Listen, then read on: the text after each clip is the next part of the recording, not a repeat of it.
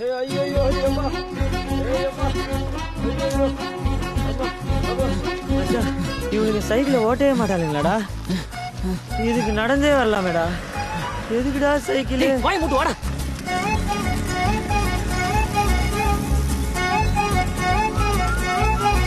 ஒரு ஐடியா சொல்லிட்டா, நாளையில இருந்து இங்க இருந்தே ஃபாலோ பண்ணிடலாம்டா. ஒரு ஸ்கூட்டி வாங்கித்தான் எவ்வளோ நாளாக கேட்குறேன். யூஎஸ் போகணும், அதுக்கு பணம் சேர்க்கணும். எப்போ பாரு இதே லெக்சர். எனக்கு யூஎஸ்லாம் இன்ட்ரெஸ்டே இல்லை. நான் நல்லா ஹாப்பியாக போயிட்டேன்.